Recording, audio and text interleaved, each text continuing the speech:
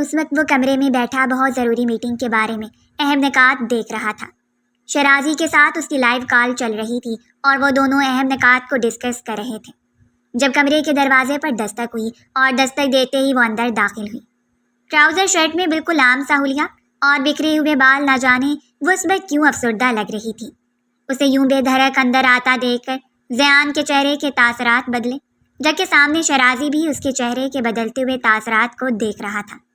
وہ بغیر کسی بھی بات کی پرواہ کیے آ کر بالکل اس کے قریب بیڈ پر بیٹھ گئی۔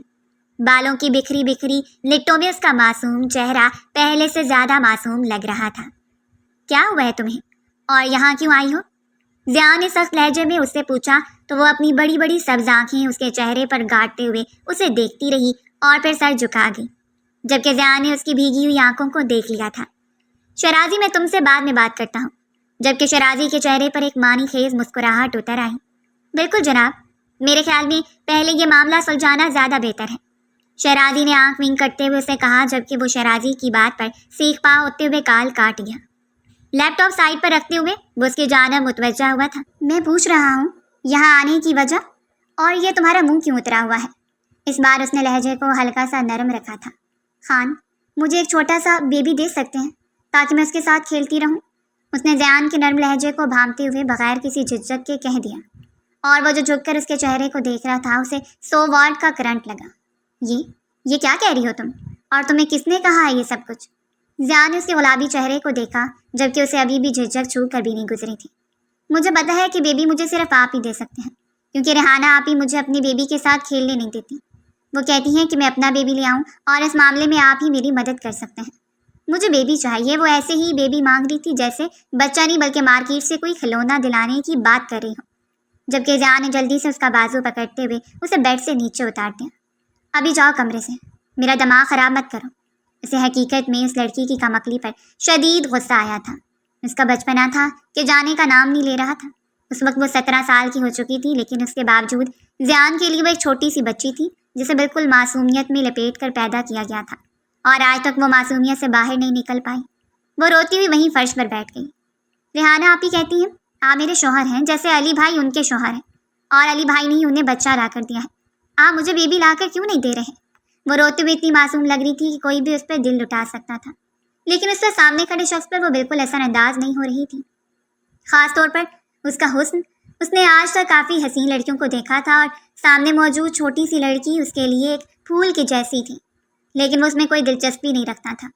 حالانکہ ان دونوں کے درمیان ایک مضبوط اور جائز رشتہ قائم تھا، لیکن پھر بھی اس نے سر پکڑتے ہوئے کچھ دیر اسے دیکھا اور پھر اسے ہی کمرے سے باہر نکال دیا۔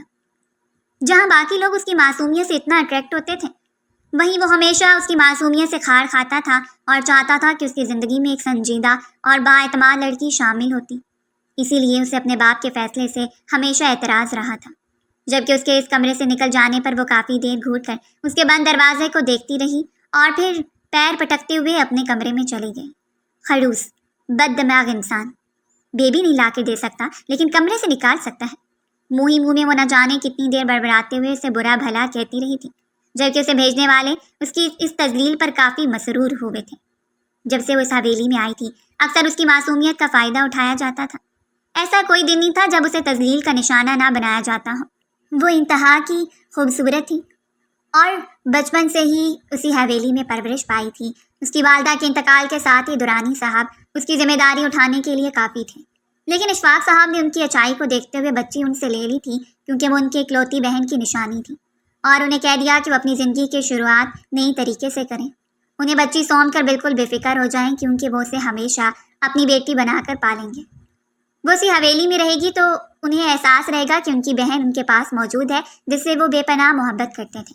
اور کچھ تگ و دو کے بعد دورانی صاحب کو بھی ان کی بات ماننا پڑی۔ انہوں نے اپنی جان کے ٹکڑے کو ان کے حوالے تو کر دیا تھا، لیکن انہیں اشفاق صاحب پر پورا بھروسہ تھا۔ وہ جانتے تھے کہ وہ شمائلہ بیگم سے کتنی محبت کرتے تھے اور اب اس کی بیٹی کو بھی ایسے ہی عزیز رکھیں گے۔ وہ اسے حویلی میں لے کر واپس آ گئے اور حویلی میں آتے ہی اعلان کر دیا تھا کہ ان کی پہلی اولاد زرین ہے، اور اس کے بعد ہی اس حویلی میں کسی اور کو یہ درجہ حاصل ہوگا۔ کچھ عرصے کے بعد دورانی صاحب نے دوبارہ شادی کر لی۔ انہوں نے شمائلہ بیگم کے ساتھ جو وقت گزارا تھا وہ بے حد حسین تھا۔ شمائلہ بیگم ان کی محبت تھی، لیکن ان کے بعد ظاہری سی بات تھی کہ زندگی کا آغاز کرنا تھا، سو انہوں نے شمائلہ بیگم کی وفات کے 2 سال بعد دوبارہ شادی کی اور بیرون ملک سیٹل ہو گئے، لیکن اس کے باوجود وہ اپنی بیٹی کے سارے اخراجات برداشت کر رہے تھے۔ وہ اگر یہاں رہتی تھی تو صرف اور صرف اشفاق صاحب کی مرضی اور خواہش کی بنا پر، ورنہ ہرگز ایسا نہیں تھا کہ درانی صاحب اس کی جانب سے غافل تھے۔ اشفاق صاحب اور ان کی بیوی نائلہ بیگم دونوں ہی اس کے ساتھ گہری وابستگی رکھتے تھے، کیونکہ نائلہ بیگم اور شمائلہ بیگم کے درمیان بچپن سے ہی گہری دوستی تھی، اور اسی وجہ سے شمائلہ بیگم نے نائلہ کو اپنی بھابھی بنایا تھا، جبکہ دوسری جانب ان کے چھوٹے بھائی جنید صاحب کی فیملی کو اس کے ساتھ کچھ زیادہ لگاؤ نہیں تھا۔ بڑے تو اس کے ساتھ پیار محبت سے پھر بھی بات کر لیا کرتے تھے، لیکن جب اشفاق صاحب نے اسے زیان کے نام کرتے ہوئے یہ اعلان حویلی میں کیا تھا کہ وہ زیان کی منکوحہ بنے گی، وہ اسے باحفاظت ہاتھوں میں سونپ دینا چاہتے تھے، تبھی جنید خان کی بیوی نورین بیگم نے اس کے ساتھ اچھا بیر پا لیا، کیونکہ انہوں نے ہمیشہ اپنی ملائکہ کو زیان کے لیے اچھا جوڑ سمجھا تھا۔ وہ یہی چاہتی تھی کہ گھر میں ہی ملائکہ اور زیان کی شادی ہو جائے تاکہ وہ جانب سے سرخرو ہو جائیں۔ ان کے 2 بیٹے تھے، بڑا بیٹا علی جو کہ ریحانہ کا شوہر تھا، اور بیٹی ملائکہ جو کہ زیان کی ہم عمر تھی، جبکہ وہ گھر کے سب بچوں سے چھوٹی تھی۔ اسے شروع سے ہی نورین بیگم کی جانب سے کافی غیر منصفانہ رویے کا سامنا کرنا پڑا، خصوصی طور پر اپنے بچوں کے معاملے میں۔ وہ ہمیشہ اسے پیچھے رکھتی تھیں، وہ نہیں چاہتی تھی کہ جو مقام حویلی کے بچوں کو حاصل ہے وہ کبھی بھی اس لڑکی کو حاصل ہوتا، یا پھر یہ نائلہ بیگم سے بیجا اختلافات کا نتیجہ تھا کہ انہیں اچھا نہیں لگتا تھا کہ وہ لڑکی یہاں پر رہے اور حویلی کے بچوں کا حق کھائے، کیونکہ ان کے لیے اپنے بچے بہت اہمیت رکھتے تھے، اور یہی وجہ تھی کہ انہوں نے اپنے بچوں کے ذہن میں بھی اس کے خلاف کافی نفرت کو انڈیل دیا۔ وہ ہر ذاتی پر بس خاموش ہو جاتی۔ اس نے بچپن سے ماں اور باپ دونوں کی محبت کو نہیں دیکھا تھا۔ کبھی کبھی درانی صاحب اسے لینے کے لیے آتے تھے۔ وہ جب پاکستان ہوتے تو وہ اپنی بیٹی کو کافی دنوں تک اپنے پاس رکھتے تھے، لیکن وہ جتنا لگاؤ اشفاق صاحب سے محسوس کرتی تھی اتنا لگاؤ درانی صاحب سے محسوس نہیں کرتی تھی۔ زیان اور اس کی عمر میں تقریباً 8 سال کا فرق تھا۔ اس وقت 12 سال کی تھی اور زیان 20 سال کا، جب اشفاق صاحب نے فیصلہ کیا کہ وہ 12 سالہ بھانجی کا نکاح اپنے بیٹے سے کر دیں گے۔ زیان ان کا فیصلہ سنتے ہی ہتھے سے اکھڑ گیا۔ اس نے صاف انکار کر دیا تھا۔ بابا، وہ لڑکی میرے قابل نہیں ہے، ویسے بھی وہ بچی ہے، ابھی نابالغ بچی، آپ اس کے ساتھ ایسا کیسے کر سکتے ہیں؟ اور اشفاق صاحب نے حتی کی نظروں سے اپنی بیٹے کو گھورا تھا۔ یہ فیصلہ میں نے کیا ہے اور تم اس فیصلے کی خلاف ورزی نہیں کر سکتے۔ ابھی وہ بچی ہے لیکن کل کو بڑی ہو جائے گی، اور میں چاہتا ہوں کہ اسے باحفاظت ہاتھوں میں سونپ کر جاؤں۔ وہ اگر تمہارے نکاح میں رہے گی تو مجھے تسلی رہے گی، اس کی جانب سے، اور وہ بپھڑ گیا۔ بابا، باہر نکل کر دیکھیں، دنیا چاند پر پہنچ چکی ہے اور آپ اپنی بھانجی کا مستقبل سنوارنے کے لیے اپنی بیٹے کی زندگی کو داؤ پر لگانا چاہ رہے ہیں۔ اس نے کبھی بھی نہیں سوچا تھا کہ اسے ایک چھوٹی سی بچی سے منسلک کر دیا جائے گا جس کے ساتھ اس وقت تک وہ کافی لگاؤ رکھتا تھا، لیکن اب اسے اور نظر سے دیکھنا اس کے لیے تکلیف دہ تھا۔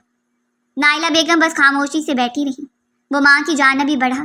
ماما، آپ کچھ کہیں، بابا کو سمجھاتے کیوں نہیں ہیں؟ لیکن انہوں نے کبھی بھی اشفاق صاحب کے فیصلے کے خلاف جا کر کوئی فیصلہ نہیں کیا تھا۔ بیٹا، یہ تمہارے بابا کا فیصلہ ہے، ویسے بھی اگر اب بچی ہے تو کل بڑی ہو جائے گی، تمہیں پریشان ہونے کی ضرورت نہیں ہے، ابھی تو صرف نکاح ہونا ہے۔ تو اس نے بہت ضد لگائی تھی، لیکن اشفاق صاحب نے اس کی ایک نہیں سنی، اور بلاخر دورانی صاحب کی رضامندی لے کر ایک شام چپکے سے ان دونوں کے نکاح کی تقریب رکھ دی گئی۔ اسے کچھ بھی معلوم نہیں تھا، بس سرخ دوپٹہ اور ایک گولڈن کلر کے شرارے میں وہ چھوٹی سی دلہن بنی بیٹھی تھی۔ بار بار گھونگھٹ پلٹ کر پاس بیٹھے زیان کو دیکھتی، جو اسے گھور کر چہرے پر سنجیدگی اختیار کر لیتا۔ آج نہ جانے کیوں وہ اسے اچھی نہیں لگ رہی تھی، حالانکہ اس کی معصومیت، اس کی پیار بھری باتیں اور اس کا بچگانہ انداز ہمیشہ اس کے دل کے تاروں کو چھیڑ دیتا تھا۔ وہ ہمیشہ ہر جگہ اس کی حفاظت کرتا، اس کی ہر خواہش کو پورا کرتا تھا۔ اس روز نورین بیگم اور ملائکہ تو تقریب میں شامل ہی نہیں ہوئی تھیں۔ ویسے تو اسے ملائکہ سے بھی کوئی خاص لگاؤ نہیں تھا، لیکن پھر بھی وہ سمجھتا تھا کہ اعتماد اور سنجیدگی کے معاملے میں ملائکہ اس سے 1000 درجے بہتر ہے۔ اس روز کے بعد حویلی میں اس کی جگہ مزید تنگ ہو گئی، کیونکہ بات بات پر اسے ذلیل کرنا، اشفاق صاحب کی غیر موجودگی میں اسے ایسے کام کروانا جو اسے مزید زیان کی نظروں میں گراتے چلے گئے، اور زیان اس کی کم عقلی اور بے وقوفی کی وجہ سے اسے دور ہوتا چلا گیا۔ اب ان کے نکاح کو 5 سال گزر چکے تھے، لیکن زیان کے دل میں وہ کوئی خاص مقام بنانے میں ناکام ہی رہی تھی۔ اس روز بھی ریحانہ اپنے 7 ماہ کے بچے ہانی کو اٹھا کر لاؤنج میں کھیل رہی تھی، جب وہ سیڑھیاں اترتے ہوئے اشتیاق سے ہانی کو دیکھتی ہوئی ان کے پاس آ کر بیٹھ گئی۔ وہ گول مٹول سا بچہ اسے کافی پیارا لگتا تھا۔ اس کی کیوٹ سی اسمائل دیکھتے ہوئے بے ساختہ اس نے ہاتھ بڑھائے اور ریحانہ نے اور ایک نظر اسے دیکھتے ہوئے اس کے ہاتھ چٹک دیے۔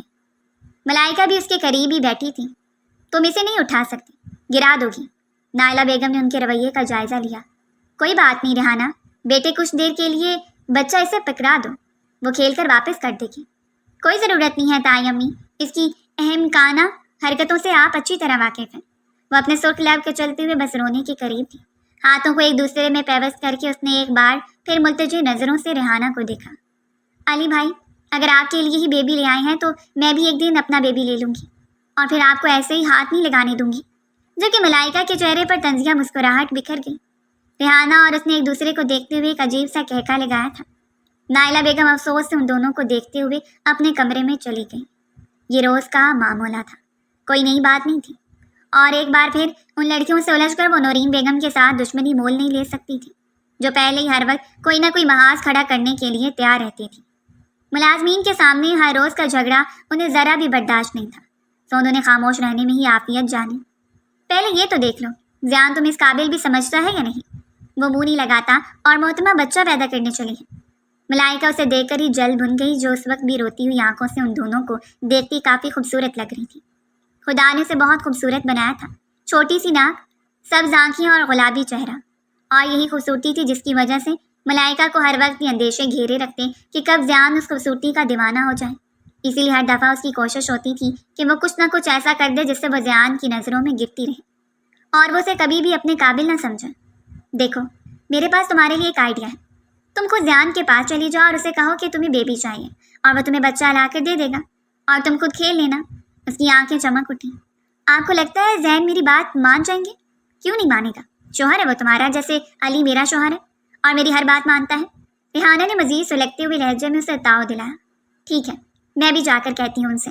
वो हाथ झाड़ते हुए उठ खड़ी हुई, जबकि उसके जाते ही उन दोनों ने जहरीला कहका लगाया था। गोया वो जानती हूँ कि अब उसके साथ क्या होने वाला है। वो यूं तो 17 वर्ष की हो चुकी थी, लेकिन फिर भी वो दिमागी तौर पर अभी बचपने में ही थी। इससे ज़्यादा बातों की समझ नहीं आती थी। एक तो मासूमियत और फिर उन लोगों के दरमियान कम बैठना, तीसरा हर वक्त का तंज उसे खुद एतमाद बनाने में एक बड़ी रुकावट था।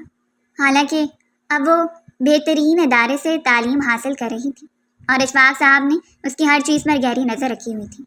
वो चाहते थे कि वो उसकी हर ज़रूरियात का ख्याल खुद रखें, वो किसी भी चीज़ के लिए मोहताजी का शिकार ना हो।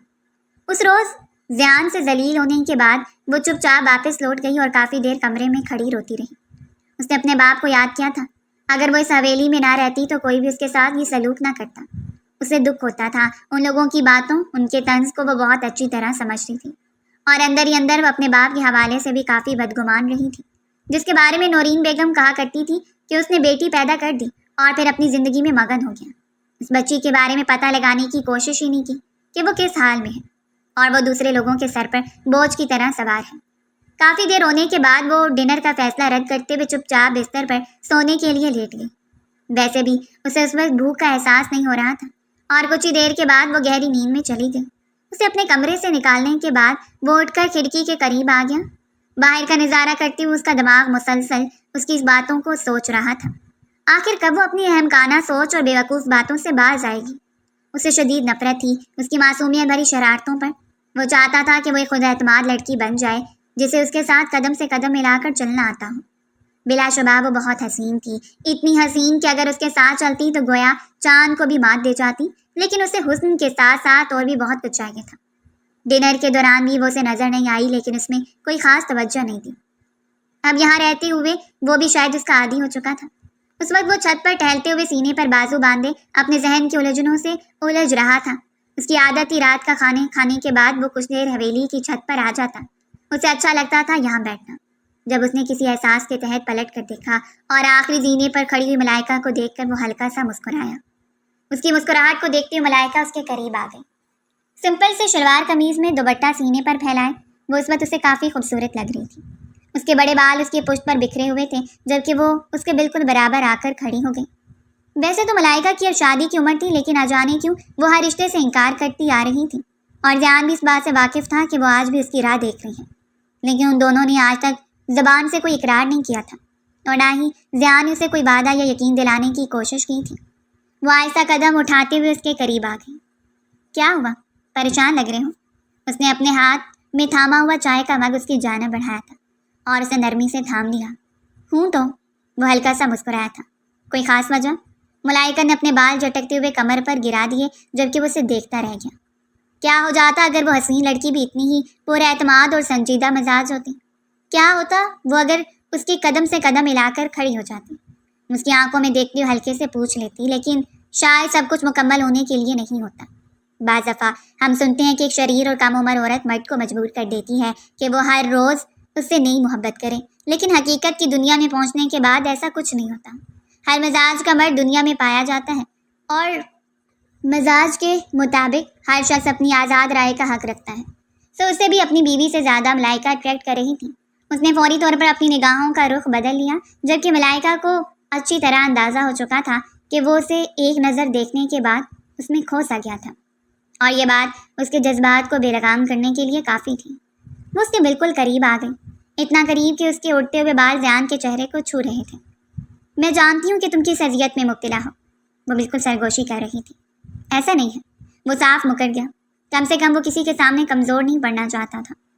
ہو سکتا ہے کہ تمہاری آنکھوں میں لکھی ہوئی اذیت میرے دل پر گزر رہی ہو سکتا ہے کہ ہم دونوں ایک ہی کشتی کے مسافر ہوں۔ اور وہ ہمیشہ کی طرح اسے سرخ آنکھوں سے دیکھتا ہوا بپھڑ گیا۔ شادی کر لو ملائکہ، میرے خیال میں یہی تمہارے حق میں بہتر ہے۔ اس نے چائے کا کپ لبوں سے لگا لیا اور ملائکہ نے نرمی سے اس کا ہاتھ تھام لیا۔ کر لوں گی، بس تمہاری ہاں کا انتظار ہے، وہ سیدھا سیدھا اقرار کر رہی تھی۔ یہ صرف پاگل پن ہے۔ اس کے چہرے پر ہلکی سی مسکراہٹ رقص کرنے لگی۔ یہ سچ تھا کہ وہ آج تک اس سے مسکرا کر بات نہیں کر پایا، وہ جو اس کی خاطر اپنے کمرے میں سسک کر روتی رہی تھی۔ چائے ختم کر لیں، پھر کہیں باہر چلتے ہیں تھوڑی دیر کے لیے، اور ساتھ میں مجھے آئس کریم بھی کھلا دیجیے گا۔ اس نے اٹھلاتے ہوئے نخرے دکھایا تو زیان منع نہیں کر پایا۔ چائے پینے کے بعد وہ دونوں باہر چلے گئے۔ وہ اس کے ساتھ قدم سے قدم ملا کر چل رہی تھی۔ کوئی جھجک، کوئی معصومیت، کوئی ہمکانہ خواہش نہیں تھی، اور وہ بھی اس کی ہمراہی میں اٹھلاتے ہوئے مسکرا رہا تھا۔ یہ منظر اشفاق صاحب نے تیکھی نظروں سے دیکھا۔ ان کے ذہن میں چلتی الجھنیں مزید الجھ چکی تھیں۔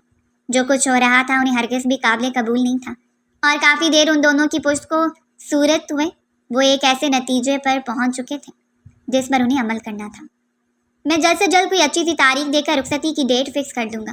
میں چاہتا ہوں کہ جلد سے جلد رخصتی ہو جائے۔ ویسے بھی دورانی کچھ عرصے کے لیے پاکستان آ رہا ہے۔ انہوں نے نائلہ بیگم کو اپنا حکم صادر کر دیا، اور نائلہ بیگم خاموش ہو گئیں۔ انہیں اندازہ نہیں تھا کہ وہ خود اکیلے اتنا بڑا فیصلہ کر لیں گے، کسی کو بتائے بغیر، لیکن ظاہری سی بات ہی اس حویلی میں انہی کا حکم چلتا تھا، اور اب ان کے حکم پر عمل کرنا تھا۔ اگلی صبح حویلی میں جب اس نئی ہلچل کے بارے میں معلوم ہوا تو گویا زیان نے قیامت کھڑی کر دی تھی۔ وہ سوچ بھی نہیں سکتا تھا کہ اتنا جلدی اس کا باپ یہ فیصلہ دے دے گا۔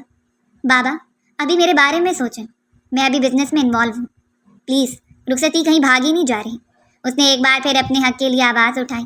رخصتی تو بھاگی نہیں جا رہی، لیکن مجھے تمہارا خدشہ ہے۔ تمہاری حرکتیں مجھے خاص نہیں لگ رہی، اس لیے میرے خیال میں یہی بہتر ہے۔ اپنے بالوں کی اونچی پونی ٹیل بنائے وہ بالکل عام سے شرٹ ٹراؤزر میں اس وقت معصومیت سے ان کی جھڑپ کو سن رہی تھی۔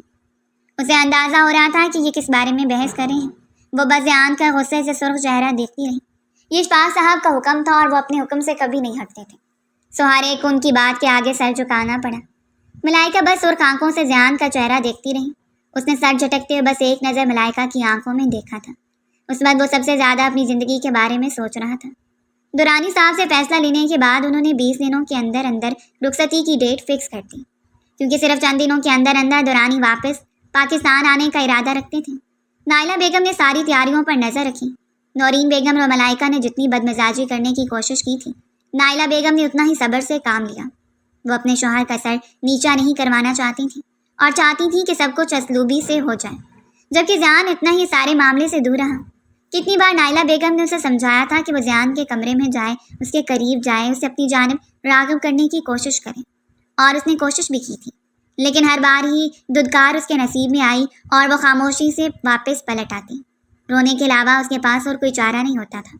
اسے اتنا معلوم تھا کہ زیان اس کا شوہر ہے، اب وہ رخصت ہو کر مکمل طور پر اس کے پاس جا رہی ہے، لیکن زیان کا عجیب و غریب رویہ اس کی سمجھ سے باہر تھا۔ آخر وہ شخص اس سے اتنا کیوں دور رہتا ہے؟ بلاخر وہ دن بھی آ گیا جس دن اس کے ہاتھوں پر زیان کے نام کی مہندی سجا دی گئی۔ اس کی مہندی سے چمکتے ہوئے ہاتھ محبت کی شدت کو ظاہر کر رہے تھے۔ یہ سچ تھا کہ وہ محبت کی شدتوں سے واقف تھی۔ وہ سمجھ سکتی تھی کہ وہ جذبہ جو اس کے دل میں زیان کے لیے موجود ہے کافی اہم ہے۔ وہ کافی دیر اپنی مہندی سے چمکتے ہوئے ہاتھوں کو دیکھتی رہی، اور پھر شرماتے ہوئے مسکرا کر اپنے چہرے پر رکھ لی۔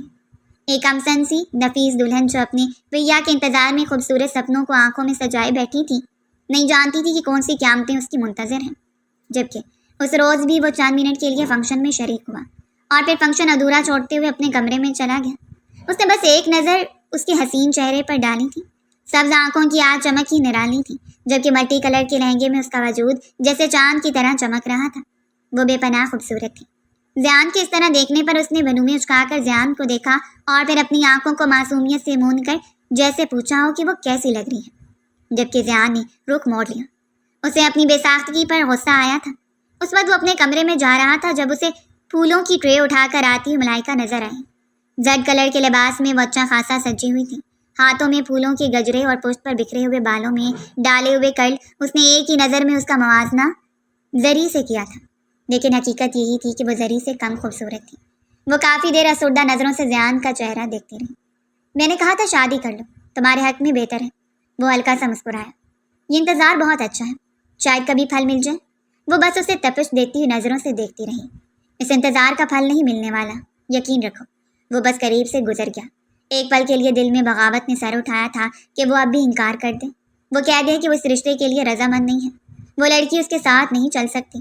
ان دونوں کے مزاج میں زمین آسمان کا فرق ہے، لیکن نہ جانے کیوں وہ چاہنے کے باوجود انکار نہیں کر پاتا تھا۔ درانی صاحب نے بھی شادی میں شرکت کی تھی اور اپنی بیٹی کے لیے اچھا خاصا جہیز بھی دیا۔ اشفاق صاحب نے انکار کیا تھا، لیکن وہ چاہتے تھے کہ وہ اسے اس کا حق لازمی دیں۔ ایک عرصے کے بعد اپنے بابا سے مل کر وہ بہت خوش ہوئی تھی۔ اسے چاہت رہتی تھی اپنے باپ کی۔ باپ آخر باپ ہوتا ہے۔ چاہے اشفاق صاحب نے کوئی کمی نہیں چھوڑی تھی، لیکن پھر بھی درانی کی جگہ تو کوئی نہیں لے سکتا تھا۔ اس کے بہن بھائیوں نے بھی شادی میں شرکت کی تھی۔ وہ بیرون ملک پل بڑھ کر وہیں کی ثقافت اور تہذیب و تمدن کو اپنا چکے تھے۔ کافی ماڈرن اور کافی آزاد خیال، جبکہ درانی صاحب کی دوسری بیوی ہمیشہ ان معاملات سے دور رہتی تھی۔ اسے کوئی انٹرسٹ نہیں تھا درانی کی پہلی زندگی سے۔ اس رات بھی وہ عجیب سی الجھن کا شکار رہی۔ اس کا دل جانتا تھا کہ زیان اس رشتے کے لیے خوش نہیں ہے۔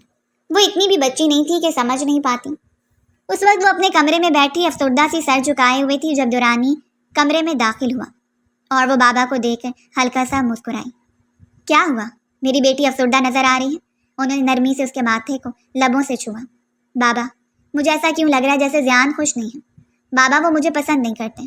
اسے اپنا خدشہ ظاہر کیا اور درانی صاحب نے نرمی سے اس کے ہاتھوں کو تھام لیا۔ نے کہا کہ رشتے میں بہت طاقت ہوتی ہے، تم اس کی بیوی ہو۔ یہ رشتہ آج سے نہیں 5 سال پہلے سے قائم ہو چکا ہے۔ اگر وہ اس رشتے کو تسلیم نہ کرتا تو کبھی رخصتی کے لیے ہاں نہ کرتا، جبکہ وہ اچھی طرح جانتی تھی کہ اس نے رخصتی کے لیے کیسے کھڑے کھڑے ہی انکار کر دیا تھا۔ اس نے بس سر جھکا لیا۔ وہ اپنے باپ کی زندگی میں بیجا مداخلت کر کے اس کے لیے مزید پریشانیاں پیدا نہیں کرنا چاہتی تھی۔ میری بیٹی بہت بہادر ہے۔ مجھے یقین ہے کہ میری بیٹی زیان کے دل میں اپنی جگہ بنا لے گی، اپنی معصومیت سے، کیونکہ تمہارا دل بہت شفاف ہے۔ وہ اس کی ان کی آغوش میں سر رکھتے ہوئے آنکھیں موند گئی اور وہ اس کا چہرہ دیکھتے رہے۔ کب وہ اتنی بڑی ہو گئی تھی انہیں اندازہ ہی نہیں ہوا۔ ابھی کل کی بات تھی، شمائلہ بیگم کا غم تو ابھی ان کی آنکھوں میں تازہ کھڑا تھا۔ وہ دن شدید ہنگاموں میں لپٹا ہوا تھا، جبکہ عروسی جوڑے میں سجتے ہوئے وہ اپنے حسن کی بجلیاں گرانے کے لیے بالکل تیار تھی۔ اتنی حسین لگ رہی تھی کہ اس پر اٹھنے والی نظر میں ستائش ابھر آتی۔ سب چمکتی ہوئی آنکھیں میک اپ سے مزید دلکش لگ رہی تھیں، جبکہ گلابی پنکھری جیسے ہونٹوں پر لگی ہوئی ڈارک لپسٹک آج تو اس کی سج دھج ہی نرالی تھی۔ آج اس کی زندگی کا سب سے بڑا اور خوبصورت دن تھا۔ وہ کافی دیر خود کو آئینے میں دیکھتی رہی۔ اتنا پیارا ہونا بھی قانون جرم ہے۔ اس نے جھکتے ہوئے خود کو دیکھ کر سرگوشی کی اور پھر چہرے پر سرخ رنگ ہوتا رہا۔ کچھ لوگ صرف خوبصورت شکل و صورت لے کر آتے ہیں، خوبصورت نصیب نہیں، اور وہ بھی شاید انہی لوگوں میں شمار ہوتی تھی۔ نکاح تو پہلے ہو چکا تھا۔ چاندی رسومات کے بعد اسے رخصت کر کے زیان کے کمرے میں پہنچا دیا گیا۔ زیان کا کمرہ اچھا خاصا سجایا ہوا تھا۔ ڈیکوریشن دیکھ کر وہ حیران نظروں سے دیکھتی رہی۔ بیڈ پر لہنگا بکھیرے اس وقت وہ زیان کا انتظار کر رہی تھی جب نائلہ بیگم کمرے میں داخل ہوئی اور اس کے بالکل سامنے آ کر بیٹھ گئی۔ اس نے ماں کے روپ میں ہمیشہ نائلہ بیگم کو ہی دیکھا تھا۔ امی، وہ بس اس کا چہرہ دیکھ رہی تھی جب اس نے خود ہی ان کو پکارا۔ زیان غصے کا تیز ہے، تھوڑا جذباتی ہے، لیکن اگر پیار سے میری بیٹی اس کے دل میں اپنی جگہ بنائے گی تو وہ ضرور تمہاری طرف متوجہ ہوگا۔ ابھی اسے لگتا ہے کہ یہ رشتہ اس کے بابا نے زبردستی اس کے سر تھوپ دیا ہے، لیکن جب اسے تمہاری محبت کا احساس ہو جائے گا تو سب کچھ ٹھیک ہو جائے گا۔ وہ کافی دیر ناسمجھی سے نائلہ بیگم کا چہرہ دیکھتی رہی اور پھر سر جھکا دیا، جبکہ آگے بڑھتے ہوئے اس کے ماتھے پر لب رکھ کر وہ خاموشی سے کمرے سے باہر نکل گئی۔ اس نے شوق نظروں سے کمرے کا جائزہ لیا اور پھر اٹھتے ہوئے کمرے کے وسط میں آ گئی۔ اپنے لہنگے کو پھیلا کر وہ گول گول جھومتے ہوئے گویا لطف اندوز ہو رہی تھی، جب ایک دم ہی دروازہ کھلا اور وہ جلدی سے وہیں فرش پر بیٹھ گئی۔ بکھرا ہوا لہنگا مزید بکھر گیا۔ آنے والے نے ایک پل کے لیے حیرت بھری نظروں سے اسے دیکھا تھا، اور وہ جو اسے حیرت سے دیکھ رہا تھا، اس کے اس قدر حیرت سے دیکھنے پر وہ ہلکا سا مسکرائی۔ ابھی تھوڑی دیر رک جاتے، میں بیڈ پر آ کر بیٹھ جاتی، گھونگھٹ گرا لیتی۔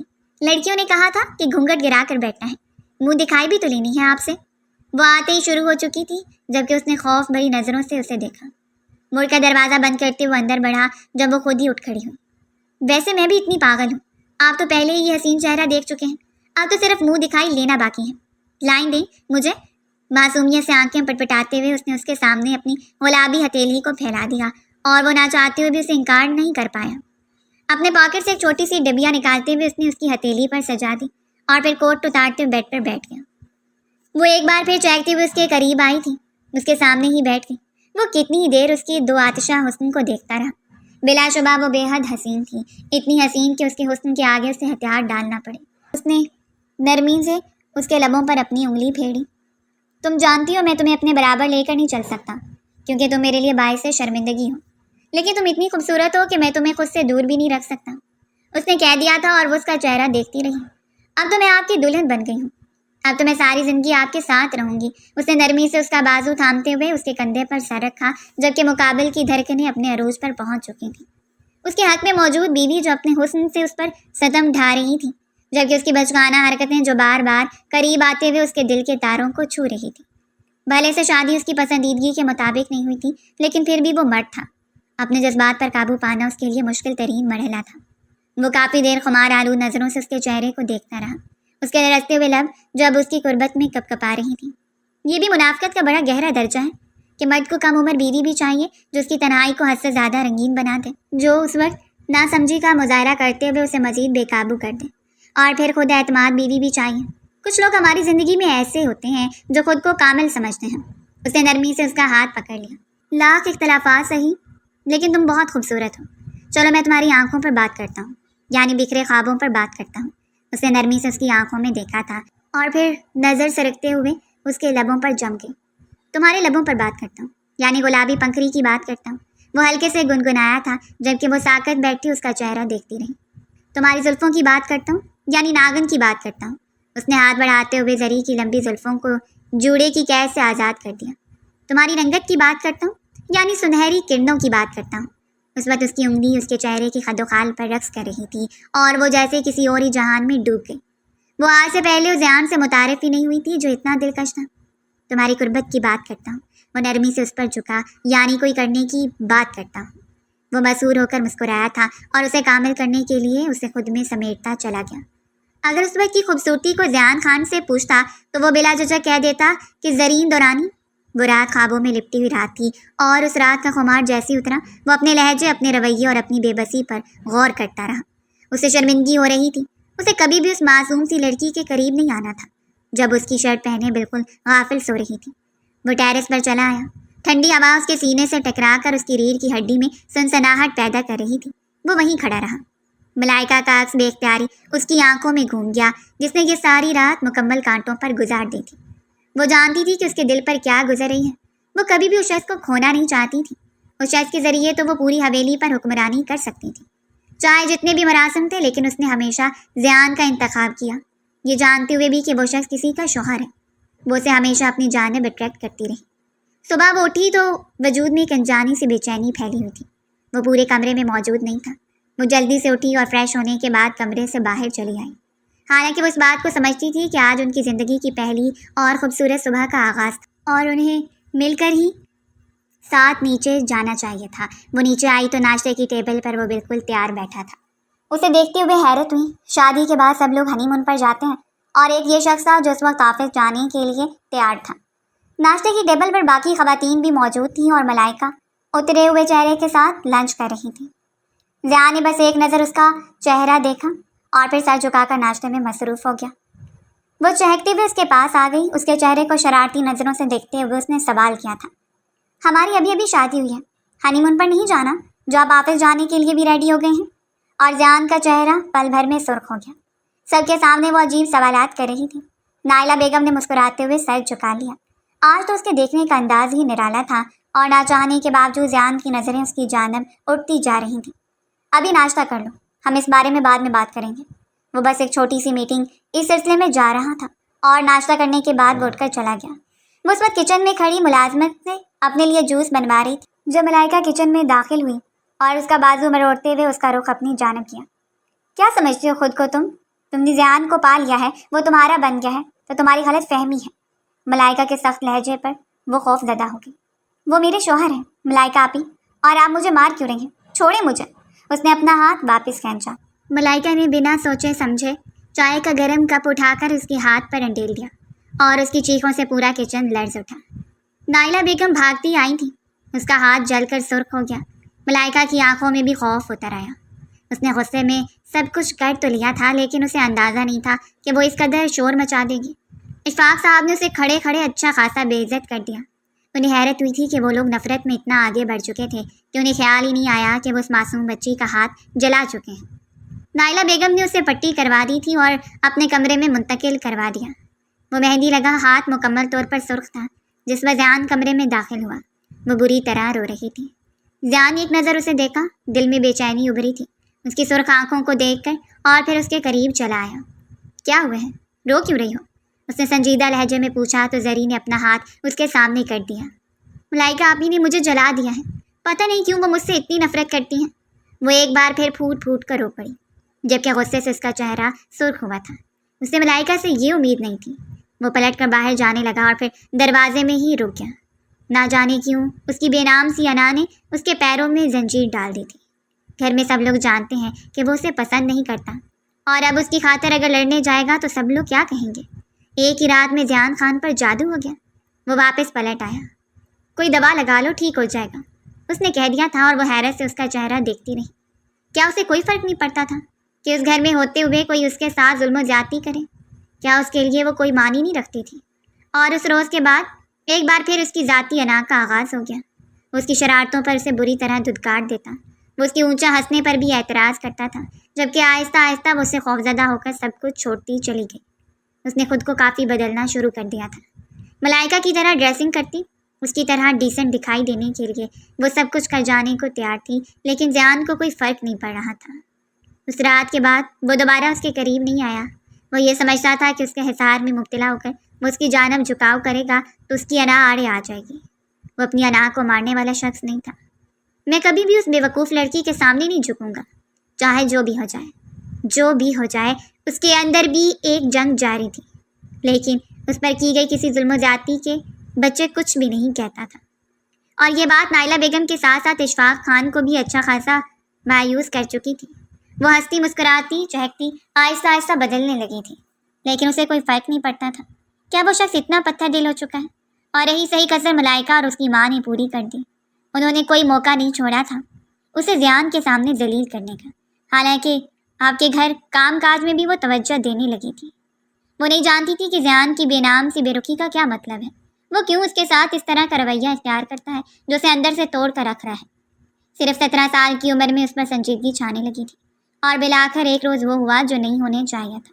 اس روز وہ سیڑھیاں اترتے ہوئے چائے کا کپ تھامے نیچے کی طرف آ رہی تھی جب سیڑھیاں چڑھتے زیان سے ٹکرائی اور چائے اچھلتے ہوئے زیان کی شرٹ کے ساتھ ساتھ اس کے سینے کو بھی جلا گئی۔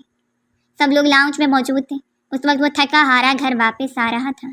اس کی تھکن اور پھر اس لڑکی کا ٹکرا کر چائے گرا دینا اسے اتنا شدید غصہ آیا کہ اس نے بنا سوچے سمجھے زرین کے منہ پر تھپڑ دے مارا۔ کسی کو بھی امید نہیں تھی کہ وہ یہ حرکت کرے گا۔ تھپڑ اتنا شدید تھا کہ ایک پل میں ہی اس کا نچلا ہونٹ پھٹ گیا اور خون کی ایک ننھی سی لکیر اس کے لبوں سے ہوتی ہوئی نیچے کی جانب آئی۔ وہ بھری بھری نظروں سے سر اٹھا کر زیان کو دیکھتی رہی، جبکہ وہ غصے سے دھاڑتے ہوئے اس پر جھکا تھا۔ تمہیں اتنی بھی تمیز نہیں سکھائی گئی کہ کیسے چلتے ہیں؟ اندھی ہو گئی ہو تم؟ آخر تمہارا بچپنا کب ختم ہوگا؟ ذلیل کر دیا ہے تم نے مجھے، اور تمہاری حرکتوں نے بھی۔ سب کے سامنے اتنی تذلیل اشفاق خان اس پر ڈھاڑے تھے، اور اس نے پلٹ کر اشفاق خان کو دیکھا۔ بابا، میرے اور میری بیوی کے درمیان میں آپ نہیں بولیں گے، یہ ہم دونوں کا آپس کا مسئلہ ہے۔ اور پھر وہ اسے گھسیٹتے ہوئے کمرے میں لے کر گیا۔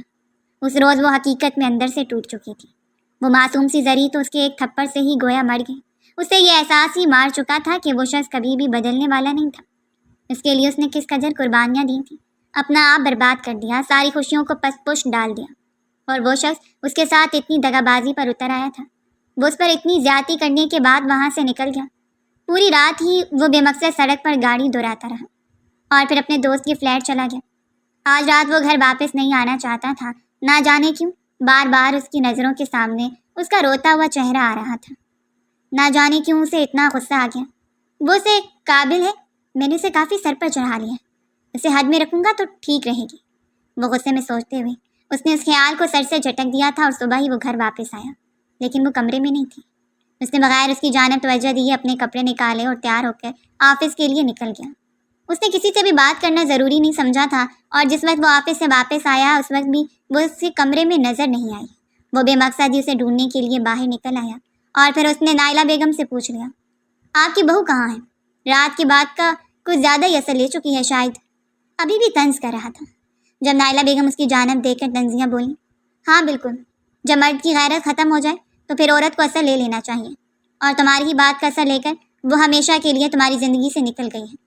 وہ حیرت سے اپنی ماں کو دیکھتا رہا۔ کیا مطلب ہے آپ کا؟ کہاں چلی گئی ہے وہ؟ غصے کی ایک شدید لہر نے اس پر حملہ کیا تھا۔ اپنے باپ کے گھر چلی گئی ہے، کبھی بھی واپس نہ آنے کے لیے۔ اب تم اپنی زندگی اپنی مرضی سے جی سکتے ہو۔ وہ چپ چاپ وہاں سے واپس پلٹ آیا، صرف یہ ظاہر کرنے کے لیے کہ اسے تو کوئی بھی فرق نہیں پڑا، لیکن کمرے میں آتے ہی ایک انجام سے وحشت نے اس پر حملہ کیا تھا۔ اس کا ضمیر بار بار اسے جھنجھوڑ رہا تھا، یعنی اس بار اس کے ماں باپ نے اسے اپنے باپ کے پاس بھیج دیا۔ وہ انا کا بادشاہ کبھی بھی یہ ظاہر نہیں کر سکتا تھا کہ وہ اس کے لیے اہمیت کی حامل ہے، سو اس نے بھی خاموشی اختیار کر لی۔ ملائکہ نے ایک بار پھر اس کی جانب قدم بڑھا لیے تھے۔ اس روز وہ آفس سے گھر واپس آیا تو وہ اس کے لیے چائے بنا کر لے آئی۔ دروازے پر ہلکی سی دستک دیتے ہوئے وہ جیسے ہی اندر داخل ہوئی، وہ شرٹ لیس وجود کے ساتھ آئینے کے سامنے کھڑا تھا۔ ملائکہ کو اندر آتا دیکھ کر اس نے بیڈ پر پڑی ہوئی شرٹ کو اٹھا کر پہننا شروع کیا۔ شام کو تمہاری چائے کی عادت کے بارے میں مجھے علم ہے، سوچا بنا کر لے آؤں، ویسے بھی اب تو کافی تنہائی کا شکار ہو چکے ہوں گے۔ ملائکہ نے جانچتی ہوئی نظروں سے اس کے چہرے کو دیکھا تھا۔ وہ مبہم سا مسکرایا، دل میں عجیب سا طوفان اٹھا تھا۔ وہ ہر وقت ہنستی اور کھلکھلاتی ہوئی لڑکی، وہ جس کی اونچا ہنسنے پر بھی اسے اعتراض تھا، جس کی شرارتوں سے پورا کمرہ چہکتا رہتا تھا، کافی دنوں سے سب کچھ ویران چھوڑ کر چلی گئی تھی۔ سو تو ہے، یعنی میری تنہائی دور کرنے آئی ہوں۔ اس نے برش اٹھا کر بال سجانے شروع کر دیے، جبکہ ملائکہ ستائش بھری نظروں سے اسے دیکھتی رہی تھی۔ وہ وقت نور نہیں جب تم میری پناہوں میں ہوگے زیان خان، میں تم سے کبھی بھی غافل نہیں رہ سکتی۔ اسے دیکھتے ہوئے وہ دل میں سوچتی رہی، جب اس نے پلٹ کر ملائکہ کے چہرے کو دیکھا۔ کیا سوچ رہی ہوں؟ اپنی حیثیت کے بارے میں۔ اسے نرمی سے سر جھکا لیا، جبکہ وہ چائے اٹھا کر لبوں سے لگا چکا تھا۔ تو پھر کیا جواب ملا؟ ابھی تو کچھ نہیں زیان خان، لیکن امید ہے کہ اچھا جواب ملے گا۔ وہ نرمی سے مسکراتے ہوئے اٹھ کھڑی ہوئی اور چپ چاپ واپس چلی گئی، جبکہ وہ دیر تک اس کی پشت کو گھورتا رہا۔ خان، آپ کو پتہ ہے میں چاند کی طرح خوبصورت ہوں، چاند کی طرح چمکتی ہوں، اور آپ چاند میں لگے ہوئے غسیلے داغ۔ دور سے کسی نے اس کے کان میں سرگوشی کی تھی، اور پھر کھلکھلاتی ہنسی سے پورا کمرہ گونج اٹھا۔ وہ اور اس کی بے وقوفانہ باتیں، اس نے سر جھٹک اور خود کو چائے میں مصروف کر لیا۔ اس روز زیان نے اس پر ہاتھ اٹھایا تھا، نہ صرف ہاتھ اٹھایا بلکہ اس کی تذلیل کی، وہ بھی اتنے لوگوں کے سامنے۔ وہ بار بار اسے کہہ رہا تھا کہ وہ اس کے سر پر بوجھ کی طرح مسلط ہے، جسے نہ ڈھنگ سے بات کرنا آتی ہے اور نہ ہی ہنسنا، جسے دو لوگوں کے درمیان بات چیت کا علم نہیں۔ ایسے کم عقل لڑکی کے ساتھ زندگی گزارنا بھی گویا عذاب ہے۔ یہ آسان نہیں تھا، خاص طور پر زیان خان کے لیے جو اس کی قربت میں ایک ماہ سے زیادہ عرصہ گزار چکا تھا۔ وہ تو چپ چاپ جا چکی تھی، لیکن اپنے نقش اس کے ارد گرد سد کر کے گئی۔ وہ جو اس کی شرارتوں سے ہچکچاتا تھا، اب چاہتا تھا کہ وہ ایک بار پھر شریر سبز آنکھوں سے اسے دیکھتے ہوئے کھلکھلا کر ہنسے اور وہ اس کی کھلکھلاہٹ میں کھو جائے۔ اس رات بھی عجیب سی بے چینی نے سر اٹھایا اور وہ چپ چاپ کمرے سے نکل کر باہر لان میں پھرنے لگا۔ نہ جانے کیوں رات کے آخری پہر بھی اسے سکون نہیں آ رہا تھا۔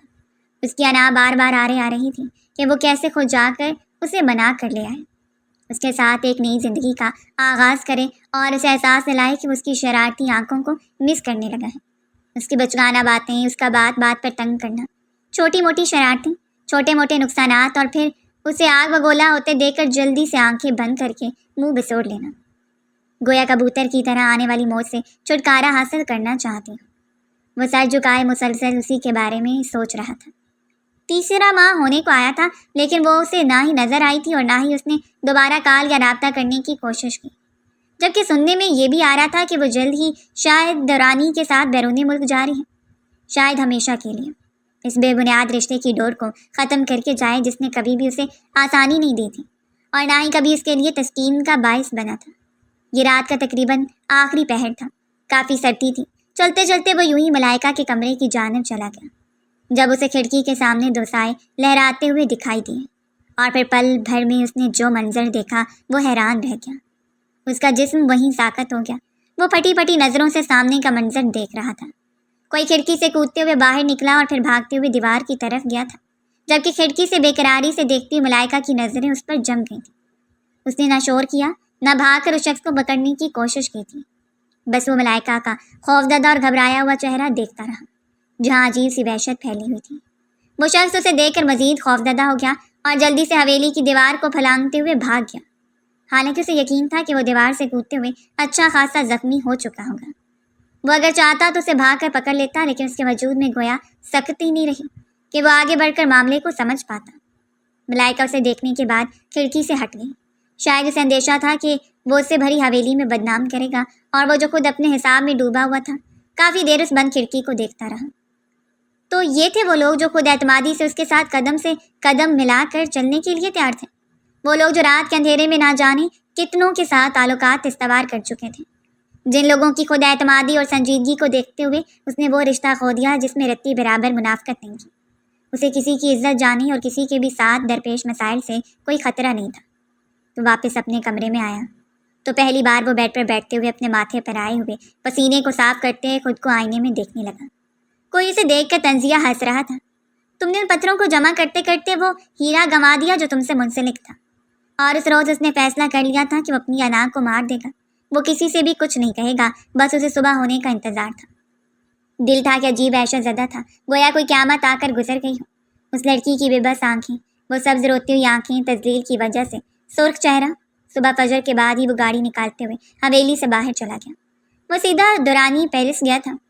3 माह के बाद वो उस घर की दहलीज पर खड़ा था जहाँ पर ना आने की उसने कसम खा रखी थी, जहाँ आने के लिए उसे अपनी अना के खोल को तोड़ना पड़ा। वो सीधा अंदर चला गया और सबसे पहले दुरानी साहब के कमरे में गया था। उनकी बाकी फैमिली वापस चली गई थी और वो उस वक्त यहाँ अपनी बेटी के साथ अकेले थे। वो फजर की नमाज के बाद वज़ाइफ में मशगूल थे और वो जानता था कि वो इस वक्त जाग रहे होंगे। उसने मुलाजिम को इतला दी और थोड़ी देर के बाद दुरानी साहब ने जो कमरे में बुला लिया। उन्हें भी शायद अंदाज़ा नहीं था कि वो इतनी सुबह यहाँ क्यों आया होगा। कमरे के दरवाजे पर हल्की सी दस्तक देते हुए वो अंदर दाखिल हुआ। उसके चेहरे पर नदामत फैली हुई थी। दुरानी साहब ने उसका पुरतपाक तरीके से इस्तकबाल किया और फिर इज्जत व इकराम से उसे बैठा कर आने की वजह पूछी थी, और वो मज़ीद शर्मिंदगी के गड्ढे में जा गिरा। अंकल, मैं अपनी बीवी को लेने आया हूँ, जरी को। उन्होंने हैरत से उसके चेहरे की जानिब देखा था। वो इस वक्त अपने कमरे में सो रही है, लेकिन बेटा वहाँ जाने से पहले तुम्हें मेरी चंद ज़रूरी शराइत सुनना होंगी। मेरी बेटी मुझ पर बोझ नहीं है। मैं सारी उम्र उससे महरूम रहा हूँ और वो मुझसे। मैं सारी ज़िंदगी भी उसके नाज नखरे उठाता रहूँ तो कम है, लेकिन मुझे इन 3 महीनों के अंदर अंदाज़ा हो चुका है कि उसे तुम्हारी भी ज़रूरत है। अगर मेरी बेटी रजामंदी से तुम्हारे साथ जाने के लिए तैयार हो जाए तो उसे ले जाना, वरना उस पर कोई ज़बरदस्ती ना करना। ये उसकी ज़िंदगी है और इस बार वो फैसला खुद करेगी। उसका दिल कांपा था। क्या हो जाता अगर वो उसके खिलाफ फैसला दे देती। वो चुपचाप सर झुकाकर वहाँ से उठकर बाहर आ गया। उसके कमरे तक जाने से पहले उसके कदम मन भर के हो रहे थे। आहिस्तगी से दरवाजे के सामने पहुंचकर उसने हैंडल घुमाते हुए दरवाज़ा खोल दिया, और वो जो सामने ही जाए नमाज बिछाए नमाज में मशगूल थी। इतने अरसे के बाद उसे देखकर गोया करार आया था।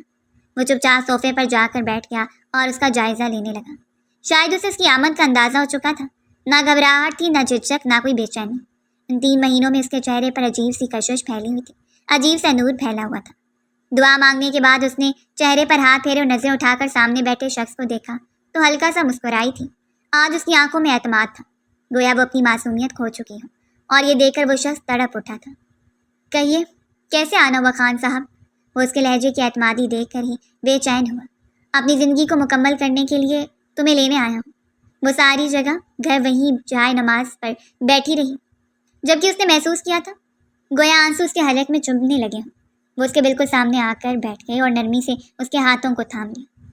तुम इस बार खुदा की बारगाह में मौजूद हो, और मैं उसे हाजिर नाजिर रख कर कहता हूँ कि वो ज़िंदगी की आखिरी गलती थी। मैं तुम्हारी शरारतें, तुम्हारी बेवकूफ़ाना बातें सुनना चाहता हूँ, اور اس نے اپنی سبز آنکھوں کو اٹھا کر اس کے چہرے پر گاڑ دیا۔ میں نے اس دن ہی کھو دیا تھا جس نے میرے پسندیدہ مرد نے مجھے ان کی وجہ سے تذلیل کا نشانہ بنایا تھا۔ زرین دورانی آپ کے ساتھ چلنے کے لیے تیار ہے، لیکن یقین کریں وہ شرارتی سی کھلکھلاتی ہوئی زری کھو گئی ہے۔ وہ دونوں شدت سے رو پڑے۔ اس روز وہ زری کو واپس لے آیا تھا، اپنی حویلی کی رونق کو، جبکہ اشفاق صاحب نے اس کا ماتھا چومتے ہوئے اسے گلے سے لگا لیا۔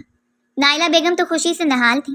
وہ خوش تھا، اسے اپنی زندگی میں لا چکا تھا اور اسے یقین تھا کہ اس کی مسکراہٹ کو بھی دوبارہ لے آئے گا، جبکہ دوسری جانب اپنے چچا اور اپنے باپ کے سامنے یہ شرط رکھی تھی کہ جلد سے جلد ملائکہ کو رخصت کر کے اس حویلی سے چلتا کریں، کیونکہ اب اس کی حرکتیں اس قابل نہیں رہیں کہ وہ اس حویلی میں رہ پائے۔ ملائکہ بھی بات کھل جانے کے ڈر سے اس کی زندگی سے نکل چکی تھی، اور اب اس کی زندگی میں شامل وہ واحد لڑکی زرین ضیان خان تھی جس پر اسے مکمل حق حاصل تھا۔